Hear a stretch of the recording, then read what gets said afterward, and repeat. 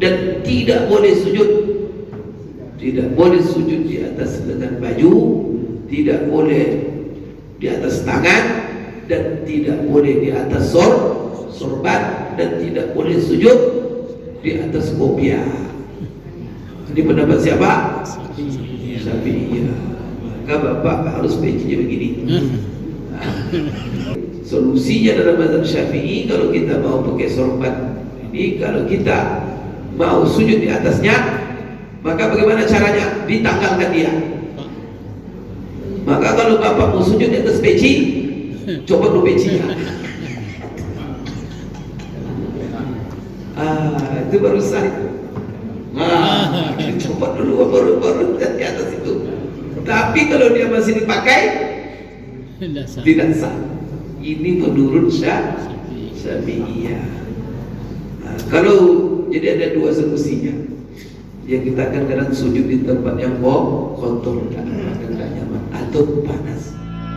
Bismillahirrahmanirrahim.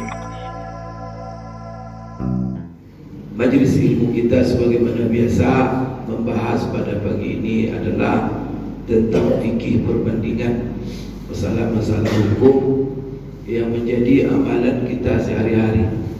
Namun para ulama yang menjadi rujukan kita sebagai umat, khususnya apalagi orang-orang awam, mereka di dalam beristihad dalam banyak masalah terjadi kadang-kadang perbedaan.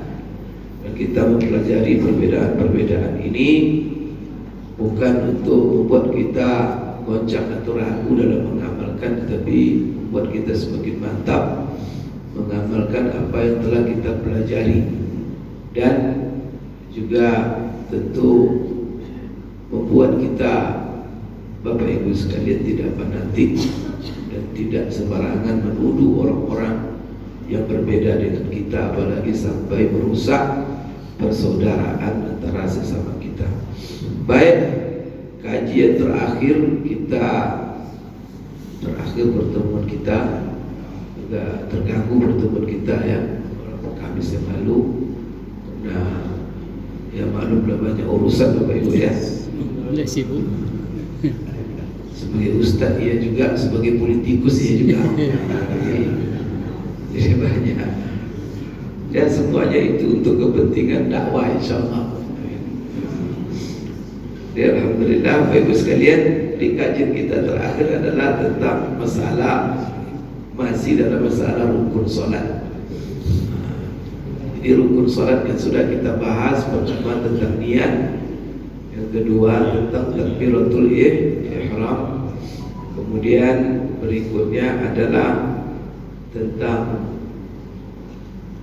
membaca surat Al-Fatihah dalam salat, kemudian tentang rukuk, dan kita dalam pembahasan masalah-masalah sujud. Ada beberapa masalah yang sudah kita bahas dalam sujud. Jadi ada pertama masalah yang disepakati oleh ulama, kemudian masalah-masalah yang berbeda pandangan ulama dalam masalah sujud. Apa saja? Ada beberapa masalah yang mana ulama berbeda pendapat. Di antaranya adalah masalah yang sudah kita bahas kemarin ketika kita dari i'tidal menuju ke sujud. Apakah kita mendahulukan dua tangan atau mendahulukan dua lutut? Dua lutut, setelah itu tangan, setelah itu baru kepala, hidung, atau sebaliknya, langsung tangan dulu baru dua lutut. Maka di sini Bapak Ibu terjadi perbedaan pendapat ulama, 3 pendapat dalam masalah ini. Tapi yang Bapak Ibu amalkan adalah lutut dulu atau dua tangan? Lutut dulu. Itu berarti kalau lutut dulu itu mazhabnya Syafi'iyah itu. Kalau Bapak Ibu belajar fikih di Maroko atau di daerah-daerah mazhabnya Maliki, atau ada mazhab baru sekarang namanya mazhab Syekh Albani, itu mendahulukan dua tangan dulu. banyak pengikutnya sekarang, pengikut Syekh Al-Albani. Jadi itu dua tangan dulu, baru nanti karena seperti meloncat dia sholat kan, kalau dia tak biasa. Kalau biasa dia, kalau terbiasa tak nampak. Baik, jadi dalam masalah apakah lutut dahulu atau tangan ketika kita turun sujud, di sini ada 3 pendapat. Pertama, pendapat kebanyakan ulama Hanafi, Syafi'i, dan Hambali. 3 mazhab ini dan juga banyak ulama-ulama salaf seperti Ibrahim An-Nakhai, Sufyan Ats-Tsauri, Ishaq, macam-macam ya, banyak sekali ulama. Mereka mengatakan, tapi ingat perbedaannya hanya dalam masalah afdol saja. Ingat ya. Jadi permasalahannya hanya afdol. Afdolnya lutut dahulu atau tangan. Namun mereka semua sepakat mau tangan dulu, mau 2 lutut dulu, semuanya sah dan boleh. Berarti dalam hal ini boleh menyalahkan? Tidak ada peluang menyalahkan Bapak Ibu sekalian, karena masalahnya hanya masalah sunat saja, mana yang lebih afdal. Jumhur ulama Hanafi, Syafi'i, Hambali mengatakan bahwa afdalnya lutut dahulu, baru tangan, kepala. Nah, ini Bapak Ibu sekalian, perbedaan antara mereka. Kalau seandainya di dalam mazhab ini mendahulukan 2 tangan dulu sebelum lutut, sahkah salatnya? Ajza'ahu, salatnya sah, kecuali dia itu meninggalkan yang lebih afdal. Itu saja. Ini apa dasarnya? Dasarnya hadis Rasulullah SAW, yaitu yang dikenal dengan hadis Wa'il bin Hujr. Jadi Wa'il bin Hujr ini dia menceritakan tentang sifat salat Rasulullah SAW. Dia mengatakan, ra'aitu Nabiya sallallahu alaihi wasallam idza sajada wada'a rukbatayhi qabla yadayhi. Apa kata beliau? Saya pernah melihat Nabi SAW salat, apabila dia sujud, dia mendahulukan 2 lututnya sebelum 2 tangannya. Apabila dia bangkit dari sujud, maka dia mengangkat 2 tangannya dahulu sebelum 2 lutut. Ada juga hadis Sa'ad bin Abi Waqqas. Dia juga menceritakan apa dia katakan, kunna nadha'ul yadaini qabla ar-rukbataini fa'amarana biwad'ir rukbataini qabla al-yadaini. Dahulu pertama kami salat dulu meletakkan 2 tangan dulu, jadi tangan dulu baru lutut. Tapi setelah itu Rasulullah perintahkan kami untuk memposisikan meletakkan 2 lutut terlebih dahulu, baru dua tangan. Ada juga hadis Abu Hurairah. Hadis Abu Hurairah ini sabda Rasulullah SAW. Apa kata Rasulullah? Idza sajada ahadukum falyabda bi rukbatayhi qabla yadayhi wa la yabruk burukal jamal. Apa kata Rasulullah? Apabila sujud salah seorang kamu, hendaklah dia mulai dengan 2 lututnya sebelum 2 tangannya, dan jangan seperti dia meniru duduknya onta. Nah, ini kita sudah bahas. Siapa yang berseberangan dengan ini mengatakan afdal 2 tangan dulu sebelum 2 lutut, itu adalah pendapat Malikiyah, yang mana pengikutnya itu daerah-daerah Afrika sana, Tunisia, Libya, Aljazair, Maroko, dan Eropa. Maka kalau Bapak lihat orang itu sholat, itu 2 tangan dulu baru 2 lutut. Dan ini juga seorang ulama mujtahid yang dikenal dengan Imam Al-Auza'i. Dia pendapatnya juga begitu. Maka dia katakan, dan juga ini satu riwayat pendapat dari Imam Ahmad, yaitu afdalnya didahulukan 2 tangan sebelum 2 lutut. Apa dasarnya? Hadis Rasulullah SAW juga.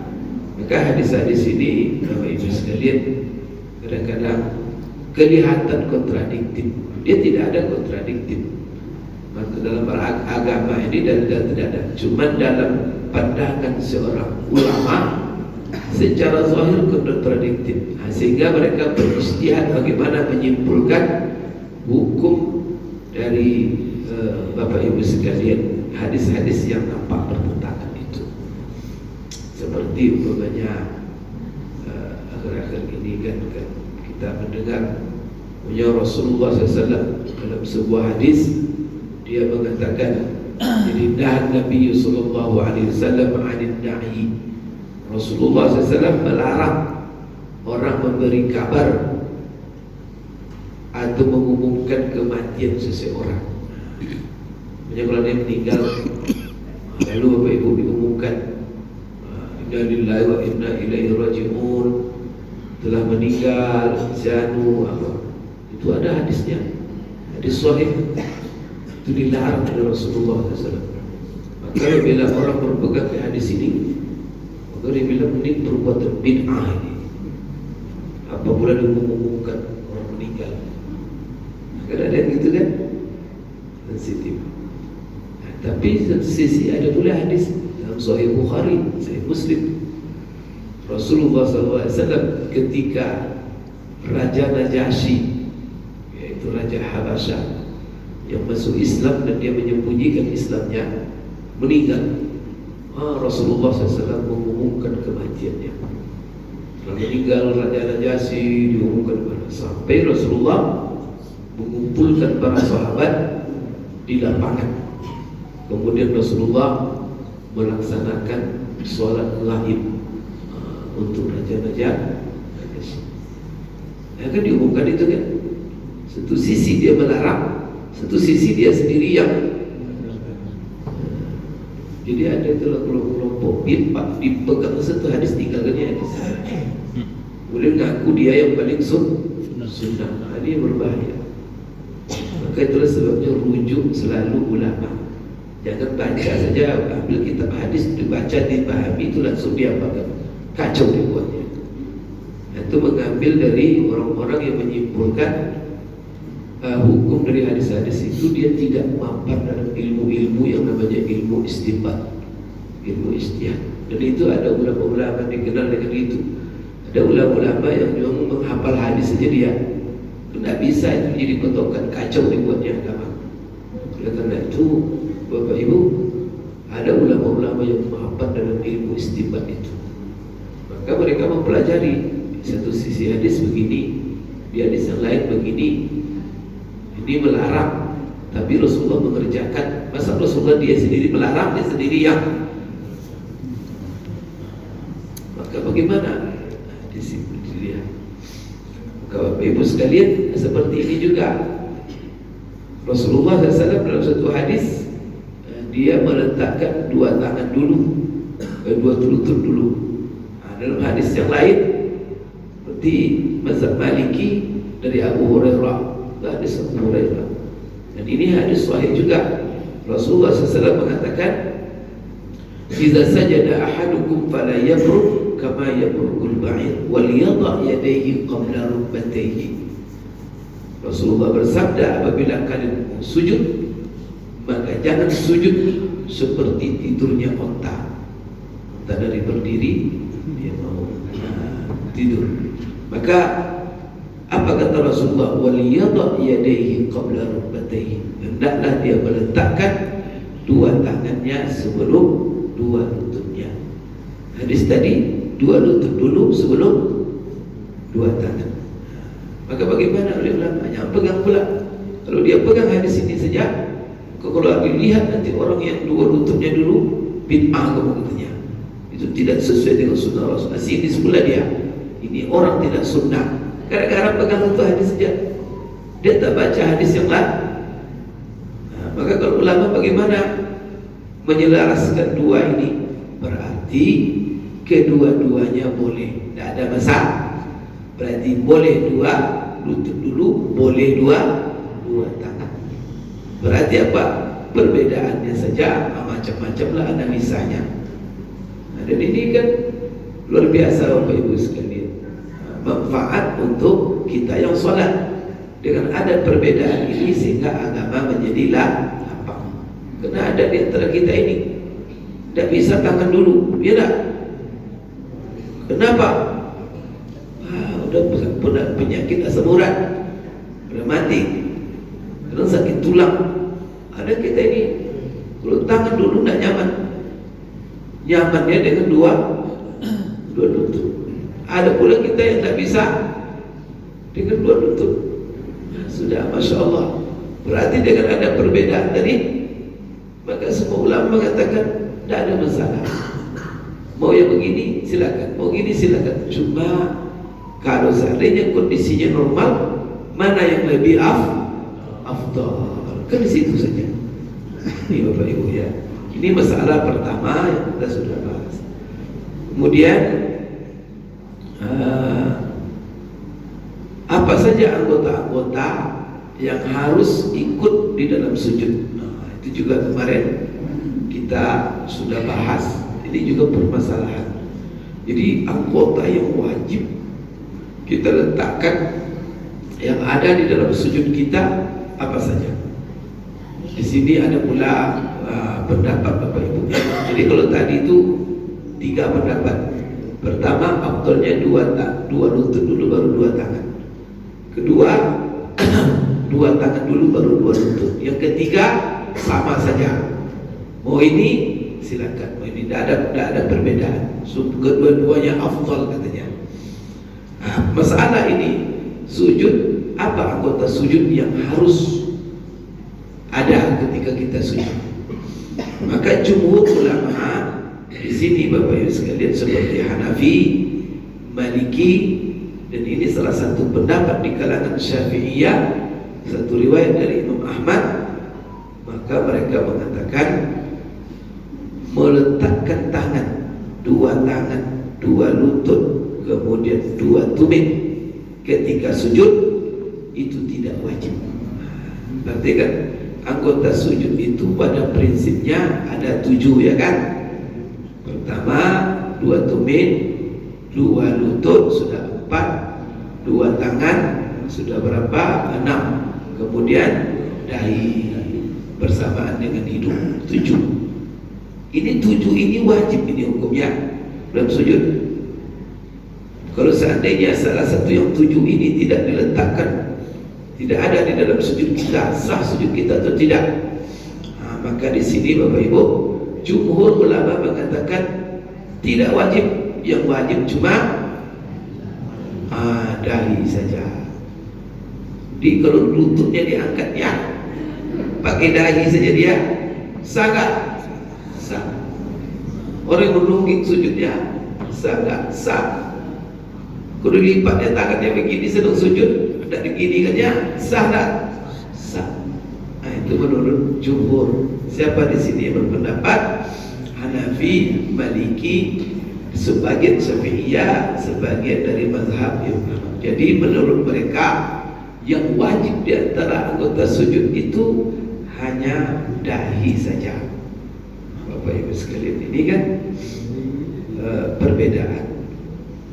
Ini mereka punya dalil. Salah satunya dalilnya adalah ayat Al-Quran, ya ayyuhalladzina amanu ruk'u wasjudu. Hai orang-orang yang beriman, rukuklah kamu dan sujudlah kamu. Selagi orang itu bisa disebut sujud, ya sudah.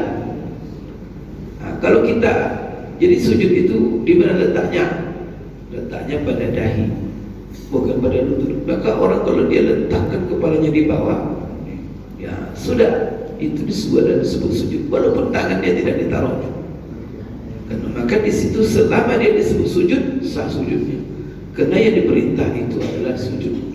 Seperti juga dalam Al-Quran Allah katakan simahum fi wujuhihim min athari sujud.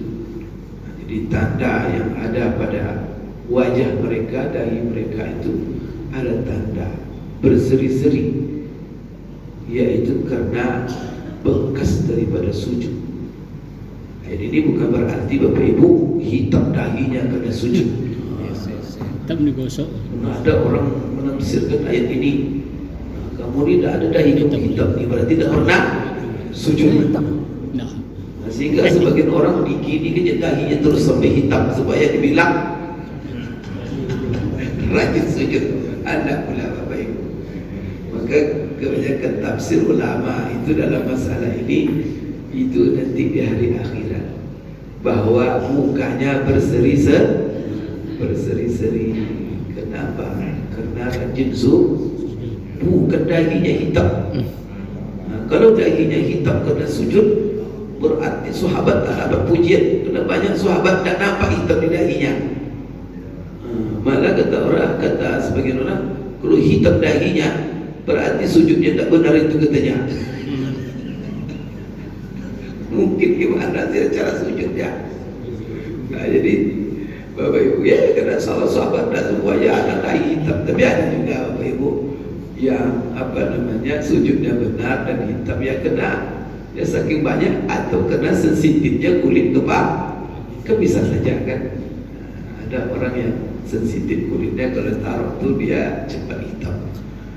Bapak Ibu sekalian, jadi di sini juga hadis Rasulullah SAW mengatakan, iza sajadta famakkin jabhataka. Kalau kamu sujud, mapatkan dahimu. Maka yang disebut dalam hadis ini cuma dahi saja. Berarti apa? Dengan menyebut dahi saja, berarti anggota sujud yang wajib itu hanya dahi, kata ulama. Nah, ini Bapak Ibu sekalian, pendapat pertama, bahwa yang wajib itu cuma dahi. Namun Bapak Ibu ada pendapat kedua. Ini adalah sebagian pendapat Hambali. Ini pendapat juga mazhab dalam Syafi'iyah, wajib sujud pada 7 anggota. Maka 7 anggota itu wajib. Kalau tidak ada, maka salah satu, maka sujudnya tidak sah. Nah, ini pendapat siapa? Di antaranya mazhab dalam Syafi'i. Maka mazhab dalam Syafi'iyah ada 2 pendapat di sini.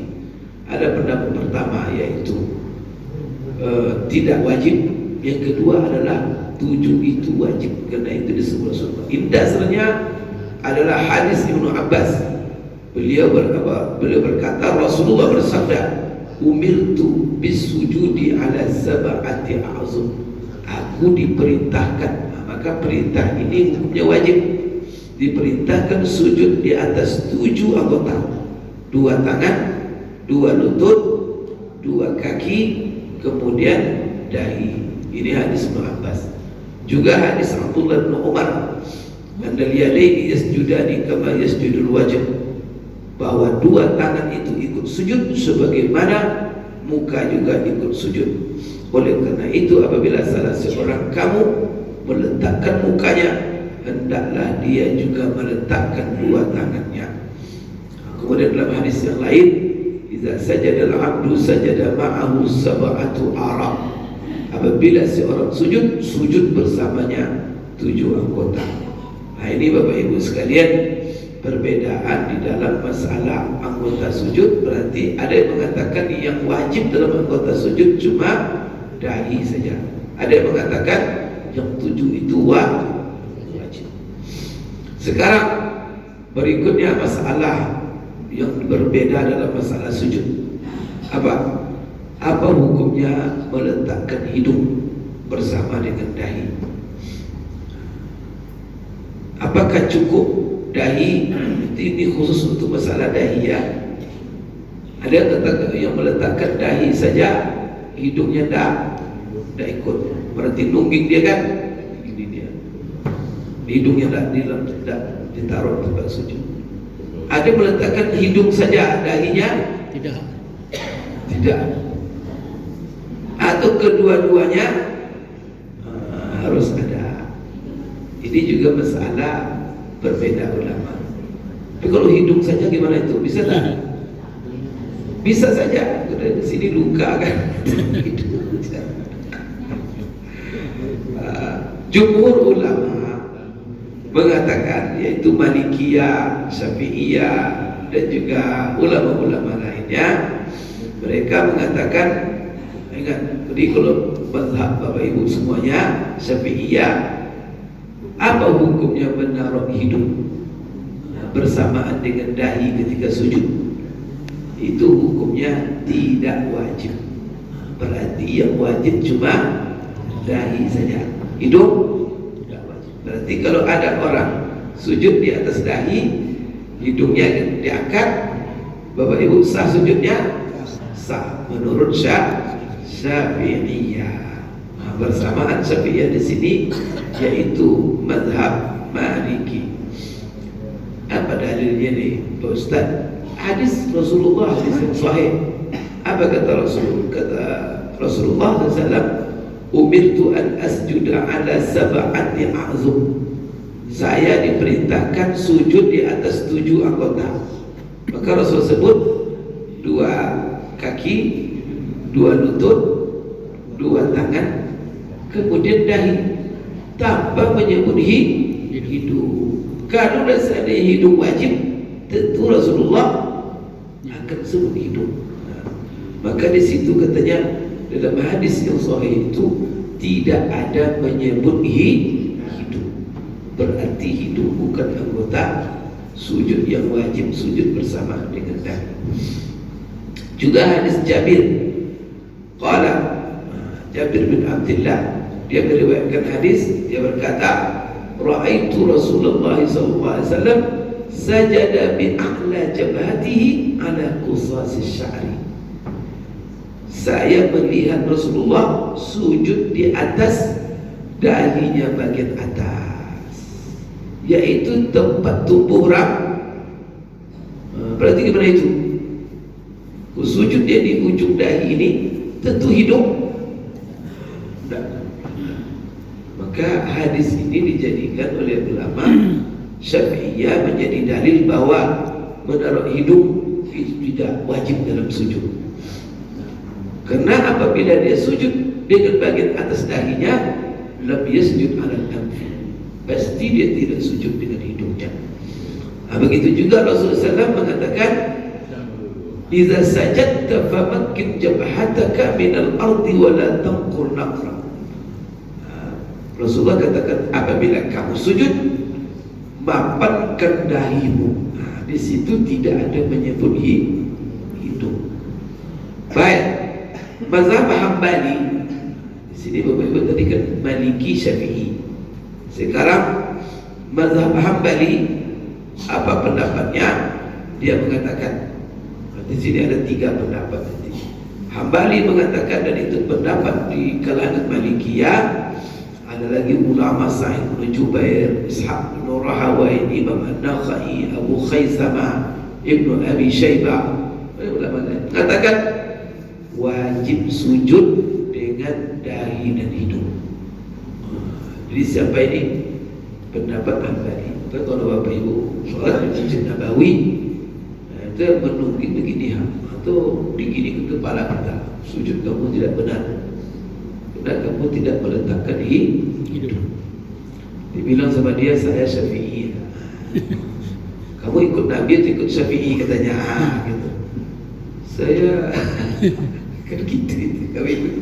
Padahal Bapak Ibu, Syafi'i mengatakan bahwa hidung tidak harus dalam sujud. Kan hadis tadi kan, Jabir, saya melihat Rasulullah sujud di atas dahi saja, tidak hidung. Kan Rasul hadis juga.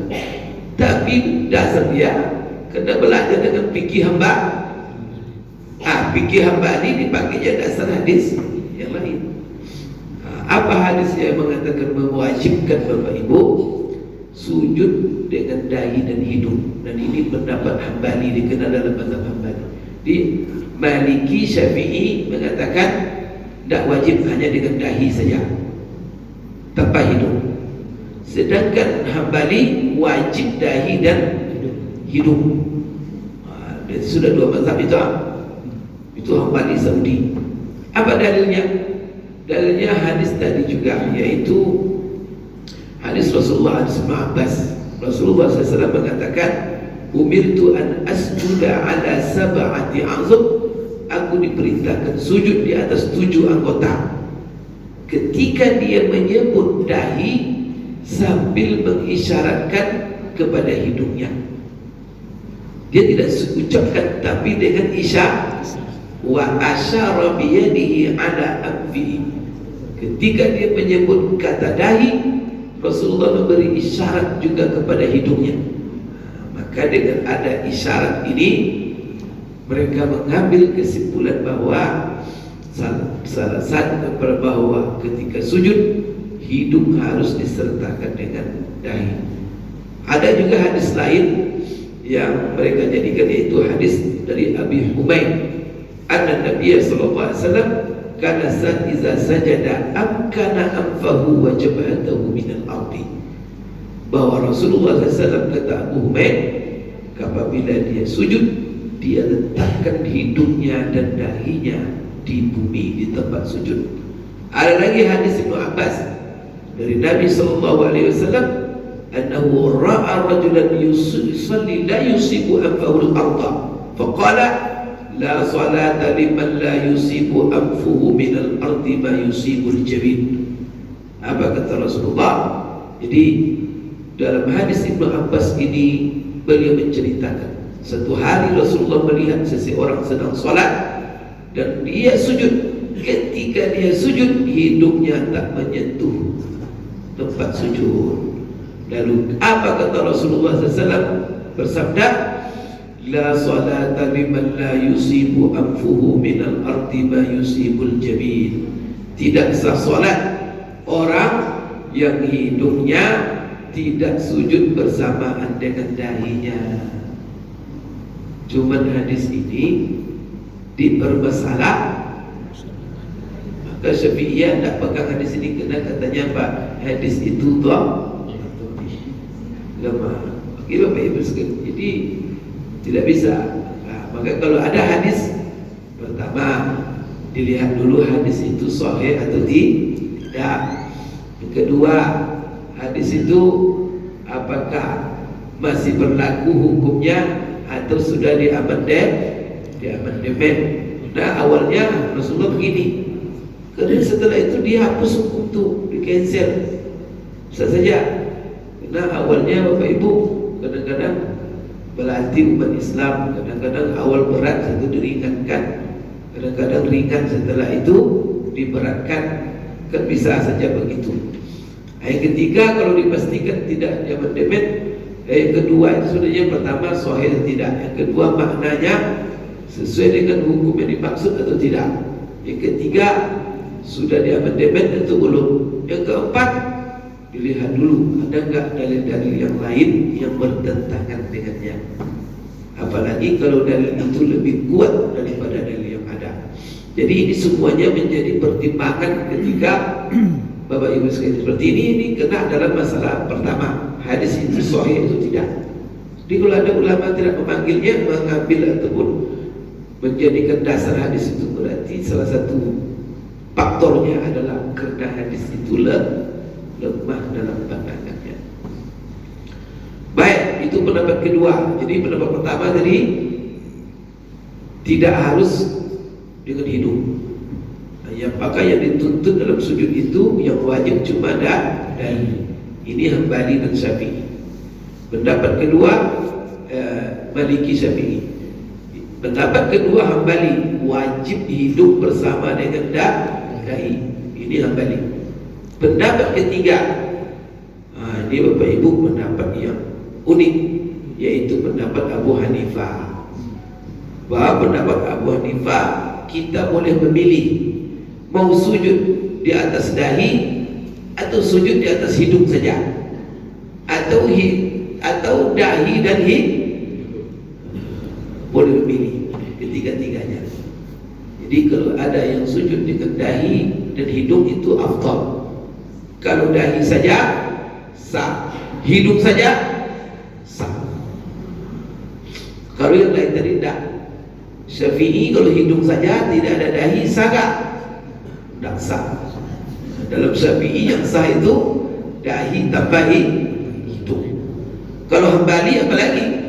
Hambali pada dua-duanya, dahi dan hidung. Nah, kalau Hanafi terserah saja. Tapi yang penting ada itu letakkan.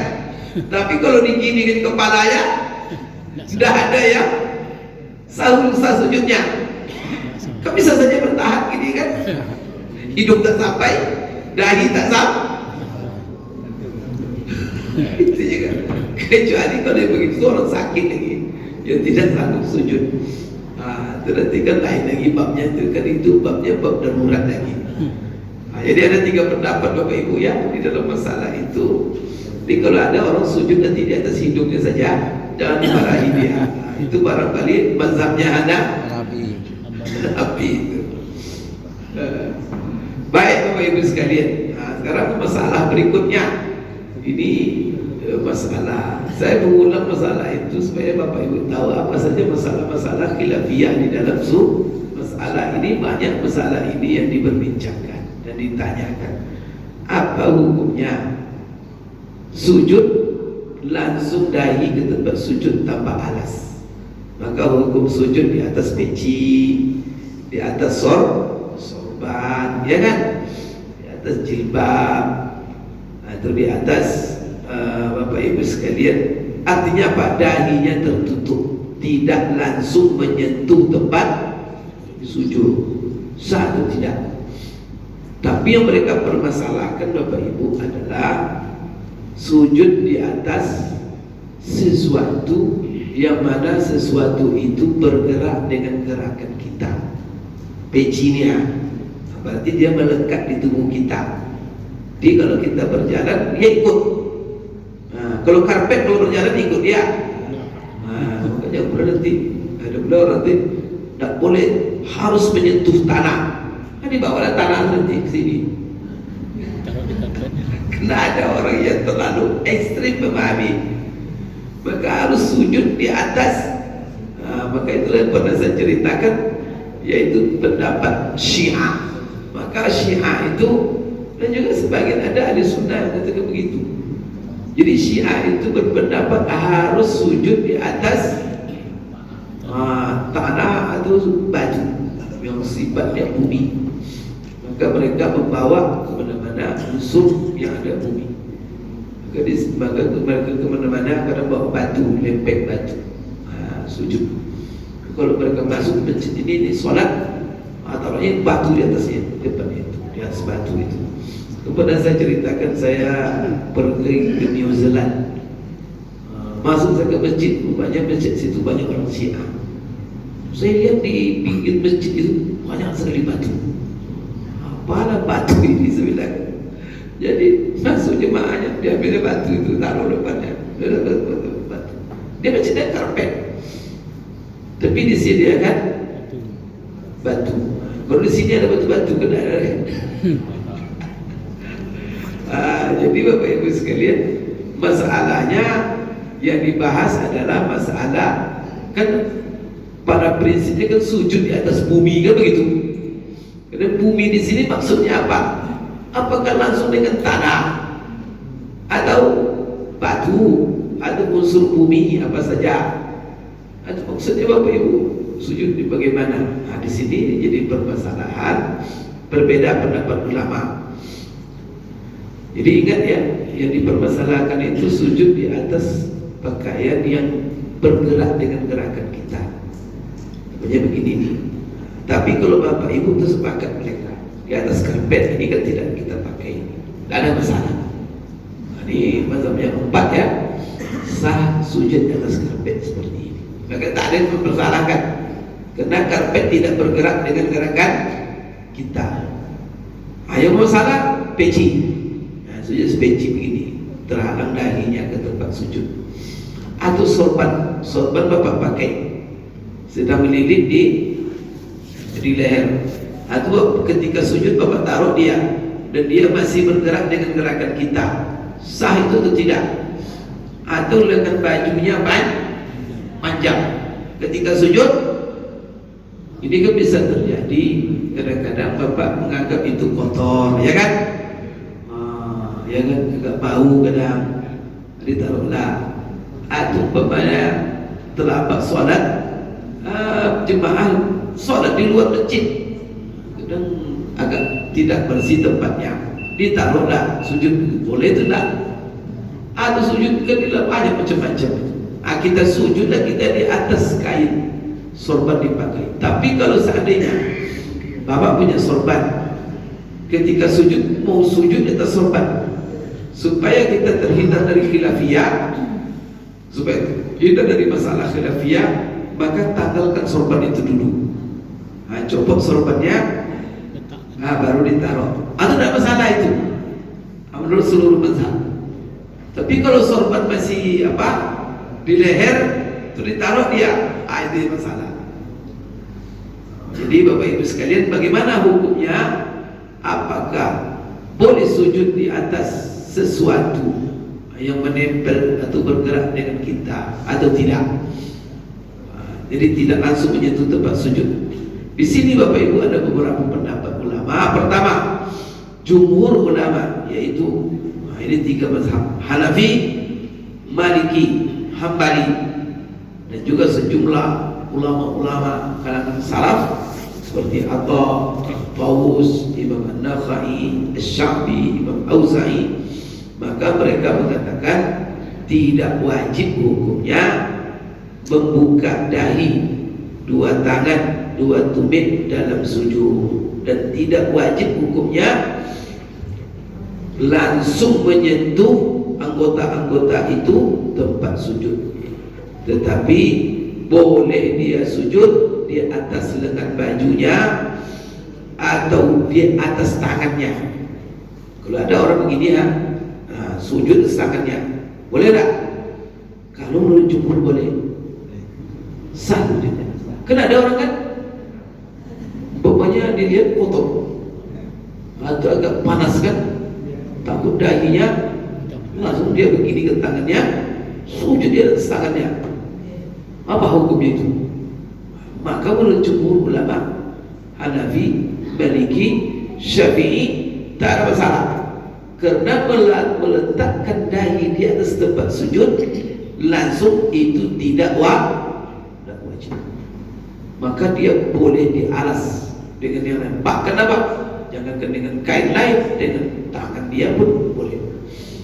Jadi di sini dengan bajunya, tangannya, kemudian juga dengan sorbannya atau dengan ujung sorbannya. Kan ada orang pakai sorban gini kan ada ujungnya itu. Tiba dia sujud, ujung sorban itu itu bagaimana? Maka menurut jumhur itu tidak ada masalah, baik itu di musim panas atau di musim dingin. Ini berdasarkan apa dasar mereka mengatakan? Maka orang-orang yang kita lihat sujud-sujud di atas peci, di atas itu pendapat jumhur tidak pakai, atau di atas sorban dia sujud. Itu tidak ada masalah. Hadis Anas radhiyallahu anhu, dia berkata, kunna nusalli ma'a Rasulillah sallallahu alaihi wasallam fi shiddatil har, fa idza lam yastati' ahaduna an yumakkina jabhatahu min al-ardi yubassitu thawbahu fa yasjudu alaihi. Coba lihat, kami dulu pernah salat bersama Rasulullah di tengah-tengah terik panas matahari. Coba, karena Rasulullah sering salat itu di padang pasir, kadang di tengah terik panas matahari. Itu gimana menaruh kepala itu langsung? Jadi apabila faiza lam yastati' ahaduna, apabila salah seorang kami tidak sanggup menaruh dahinya langsung ke bumi, maka dia yubassit atau yubassitu thawbahu, maka dia bentangkan kainnya lalu dia sujud di atas kainnya. Ini dalilnya. Berarti apa? Kain yang mana? Untuk kain yang dia pakai ini, indikatornya adalah kain yang melekat di badannya. Maka dia taruh di atas mukanya itu kain, sujud di atas kain tadi. Dan ini juga hadis Ibnu Abbas. Qala, beliau berkata, laqad ra'aitu Rasulullah sallallahu alaihi wasallam fi yawmin matir wa huwa yattaqittina idza sajada bi kisa'in alaihi. Ini artinya Ibnu Abbas menceritakan, sungguh kata Ibnu Abbas, saya pernah melihat Rasulullah sholat di hari ketika itu hujan, berarti terluka. Karena hujan di Bapak Ibu masjid, apalagi kalau dalam masjid pun kena. Kalau sempat hujan masjid Rasulullah, karena dia pelompak kurma cuma masuk dia ke dalam masjid airnya. Dia sujud dia ketika itu, wa huwa yattaqittina, dan Rasulullah menghindari lengket tanah di dahinya. Dengan apa? Ketika dia sujud, dia letakkan selendangnya di kepalanya. Berarti dia sujud di atas selendang. Ini untuk kita ketahui. Berarti dengan artinya kain yang dililit dari, kan ada orang dia sudah pakai baju tapi gaya sorban juga. Itu biasa orang Pakistan, orang Afghanistan kan, itu kisah namanya itu dalam bahasa Arab. Kan ada pakai baju, kan ada yang lebar itu Bapak Ibu kisah namanya. Kalau yang bagian bawah itu sarung atau dalam bahasa Arabnya izar namanya. Rasulullah SAW ketika dia meninggal pakai kisah dan izar, kain yang melilit bagian atas, dan dia pakai sarung. Dan kedua-dua kain itu sudah lusuh, dan di atas dua kain itulah Rasulullah SAW meninggal dunia dalam sebuah hadis. Kemudian Bapak Ibu sekalian, bikisain alaihi yaj'aluhu duna yadayhi lil ardi iza sajad. Kemudian dia taruh juga dua tangannya di atas kain itu. Wa ruwiya 'an Nabi sallallahu alaihi wasallam sajada 'ala kuri imamatihi. Ada juga riwayat hadis mengatakan Rasulullah pernah sujud di atas ujung sorbannya. Berarti ini tidak harus langsung menyentuh tempat sujud. Bisa sujud dengan alas atau pembatas. Dari Hasan bin Ali qala kana ashabu Rasulullah yasjuduna wa aydihim fi siyabihim wa yasjudu ar-rajul ala imamatihi. Apa kata Hasan menceritakan sahabat-sahabat Rasulullah SAW mereka sujud, tangan mereka berada di atas kain mereka, dan seseorang sujud kepalanya di atas sorbannya. Jadi kalau begini itu sujud kita sadar jumhur ulama sah. Bapak Ibu sekalian, sekarang apa pendapat Bapak Ibu sekalian Syafi'iyah sebagai mazhab kita? Wa dhahab Syafi'iyah wa huwa riwayatun al-Imam Ahmad. Syafi'iyah ada satu riwayat dari Imam Ahmad mengatakan wajib dahi terbuka dan langsung menyentuh tempat sujud, dan tidak boleh sujud di atas lengan baju, tidak boleh di atas tangan, dan tidak boleh di atas sorban, dan tidak boleh sujud di atas kopiah. Ini pendapat siapa? Syafi'iyah. Maka Bapak harus bacanya begini. Ada Bapak Ibu, ini pendapat Syafi'iyah. Maka tidak boleh. Maka coba kalau Ustaz Syafi'iyah menjelaskan hal ini, maka siapa yang sujud dahinya terhalang oleh peci, sujudnya tidak sah. Tapi ingat, tadi dengan jadi terhalang dahinya sujud, ya sebab sujud dihalangnya dengan sesuatu yang melekat dengan badannya, yang mana barang itu, kain itu bergerak dengan gerakan dia. Kalau dia pergi pula dia seperti peci. Sorban yang melekat, baju yang dia pakai yang panjang apanya, kemudian juga jadi semua yang bergerak dengan geraknya tidak boleh itu menghalang sujudnya. Maka itu tadi solusinya dalam mazhab Syafi'i, kalau kita mau pakai sorban ini, kalau kita mau sujud di atasnya, maka bagaimana caranya? Ditanggalkan dia.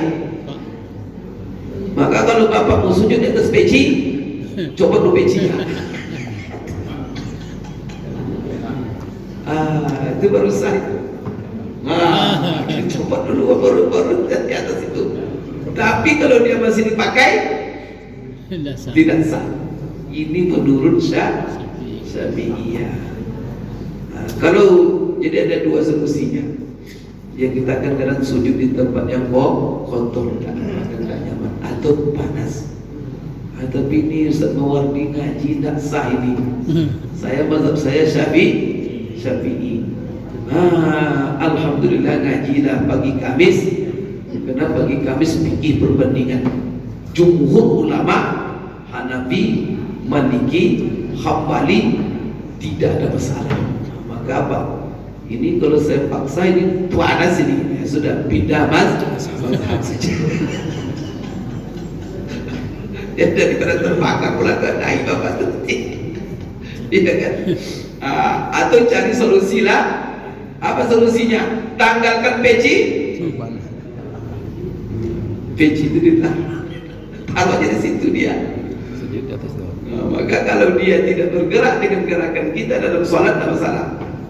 Kalau kita bawa sorban, sorbannya ditanggal, dipisahkan dia dari kita.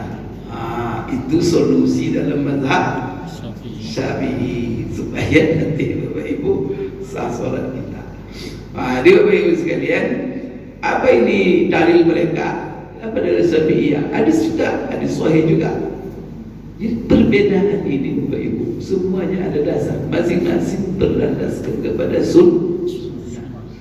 Dan masing-masing mereka mengatakan sunnah yang mereka jadikan itulah yang paling kuat. Sehingga semuanya ini bukan karang-karang. Semuanya mereka ingin mengamalkan mana yang paling sunnah di sini. Jadi kalau dibahas itu Bapak Ibu perbedaan, perdebatan mereka di dalam menyimpulkan hukum ini, masing-masing berdalil, masing-masing membantah dalil yang lain. Nah itu Bapak Ibu lah kaji saya dulu di Madinah, mengkaji setiap masalah. Ini mazhab dia apa dalilnya? Nah, ini dalilnya, bagaimana pula mazhab lain menyikapinya? Apa pula jawabannya? Karena tidak selesai-selesai itu. Tidak selesai. Maka itu kalau dikaji di sini tidak selesai satu masalah, mungkin satu semester. Kalau dibahas satu masalah satu semester. Bapak Ibu sekalian, apa dalilnya? Iza sajadta famakin jabhataka minal ardi. Jadi kata Rasulullah ada bersabda dalam sebuah hadis, apabila kamu sujud, mapatkan dahimu di tempat sujudmu, itu di bumi. Ada lagi hadis dari Khabbab bin Arat radhiyallahu anhu, dia berkata, syakauna ila Rasulillah sallallahu alaihi wasallam harra ramda fi jibahina wa akufina falum yuskina, wa fi riwayat fama ashkana. Apa artinya ini? Kami pernah mengeluh kepada Rasulullah SAW panasnya terik matahari ketika kami sujud di dahi dan di telapak tangan kami. Ketika kami mengadukan masalah itu, Rasulullah tidak menerima pengaduan kami. Berarti apa?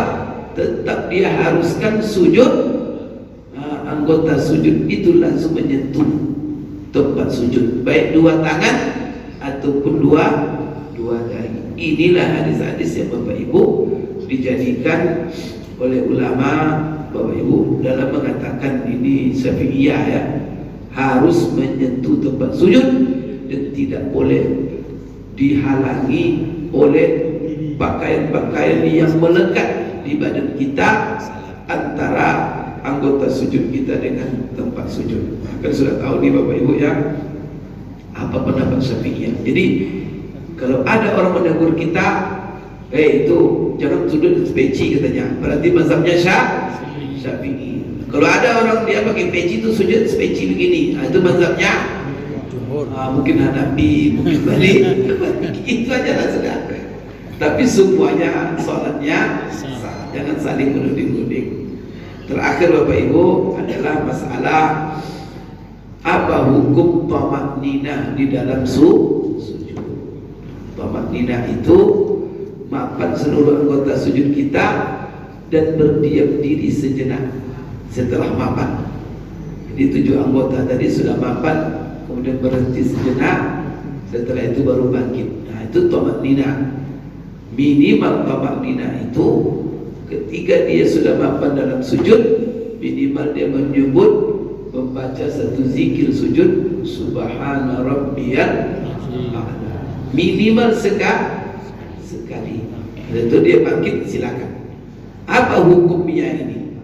Minimal dia mapan anggota sujudnya dalam sujud, minimal satu baca zikir Subhana Rabbiyal A'la. Maka di sini Bapak Ibu ada 2 pendapat. Pertama, pendapat jumhur ulama mengatakan Maliki, Syafi'i, Hambali. Nah, tiga mazhab ini mengatakan tamaknina wajib dalam sujud. Maka kalau tidak ada tamaknina, begini aja dia kayak ayam makan atau ayam sop. Itu menurut jumhur Syafi'i termasuk salatnya tidak sah karena tidak ada tamaknina itu. Kan dalilnya kita sudah tahu. Itu Rasulullah SAW yang menjelaskan kepada orang yang tidak tahu salat. Siapa yang berbeda di sini? Yang berbeda Imam Abu Hanifah. Maka Imam Abu Hanifah mengatakan tamaknina dalam sujud tidak wajib. Maka orang yang sholat seperti ayam tadi menurut jumhur tidak sah. Siapa yang mengatakan sah? Imam Abu Hanifah. Karena menurut mereka tamaknina tidak wajib dalam sujud. Karena waktu juga pas jam 6:30. Waktu juga pas kita sambung lagi. Insyaallah Bapak Ibu sekalian, besok itu masalah takbir. Nah, ketika kita mau sujud, takbir kita Allahu Akbar. Itu apa hukum takbir itu? Itu perbedaan juga. Kemudian membaca zikir dalam sujud. Nah, itu ada juga masalah khilafiyah dan insyaallah akan kita bahas pada Kamis yang akan datang. Dan saya mohon maaf kalau nanti tidak hadir, saya dimaklumi saja. Mungkin pergi kampanye itu. Karena alhamdulillah Bapak Ibu sekalian, ya kemarin saya berjuang. Ini Ustaz Makmur tahu ini perjuangan kemarin, perjuangan yang sengit. Rupanya cari perahu untuk nyeberang pelayar ini berat rupanya. Perahunya besar. Coba cari perahu. Allahu Akbar, perjuangan berdarah-darah juga cari perahu ini. Alhamdulillah sudah dapat perahunya. Jadi saya berlayar insyaallah dengan Pak Samsuar dengan perahu Golkar dan PKS. Suai. Jadi Bapak Ibu sekalian, ya. Gimana? Itulah pertanyaan ini. Bapak Ibu sekalian, saya selagi ada waktu insyaAllah saya ngaji. Ya pokoknya kontak saja. Kalau tidak keluar daerah ada Pekanbaru, insyaallah.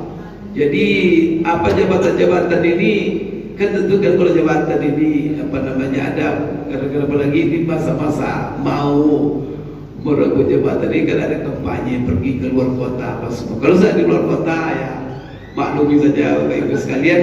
Tapi jadwalnya kalau saya dalam kota tetap saya isi. Dan saya berusaha setiap hari kalau pagi itu kalau bisa di Pekanbaru misalnya. Jadi saya mohon maaf saja nanti kalau ada absen dimaklumi saja. Apa Pak? Sedikit aja Ustaz.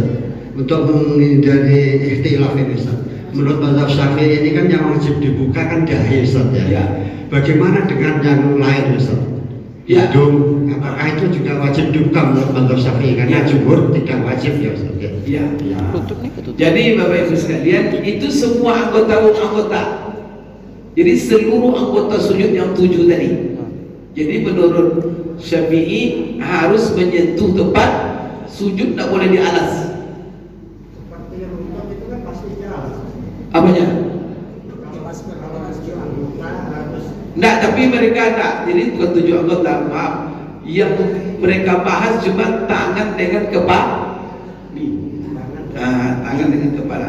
Kalau lutut tentu kan dengan kain. Bisa luka apa ya? Kalau dibuka bola lutut nanti buka bola aurat. Jadi maksudnya adalah kain ini. Tapi kalau kaki itu tumit itu kan kalau untuk laki-laki khususnya kan tak boleh isbal kan. Mesti menghindari isbal. Rasulullah itu kan di atas 2 mata kaki kainnya. Tapi yang dibahas dalam fikih itu betul Bapak ingatkan saya 2 tangan dengan dahi. Maka 2 tangan telah Hidung termasuk Ustaz. Hidung tadi kan Syafi'iyah tidak wajib. Ya kan? Maka kajiannya bahwa yang wajib menyentuh cuma dahi, sedangkan hidung tidak termasuk anggota yang wajib dalam sujud. Siapa tadi yang mengatakan wajib? Kan ada perbedaan tadi antara jumhur dengan Syafi'iyah. Hambali mengatakan wajib. Wajib bersertaan dengan hidung. Tapi kalau Syafi'i tidak. Maka kalau ada begini aja di kepalanya, tapi ingat kepala itu harus menyentuh, tidak boleh dilapisi. Kalau Hambali boleh oleh dia. Karena jumhur ulama boleh sujud di atas kain yang melekat dengan kita, di atas peci, di atas sorban, di atas ujung sorban. Sekira itu kena waktu juga Bapak Ibu batasi kita. Qul qouli hadza wa astaghfirullah li wa lakum subhanakallahumma rabbana wa bihamdik asyhadu an la ilaha illa anta astaghfiruka wa atubu ilaik. Billahi taufiq wal hidayah. Assalamualaikum warahmatullahi wabarakatuh.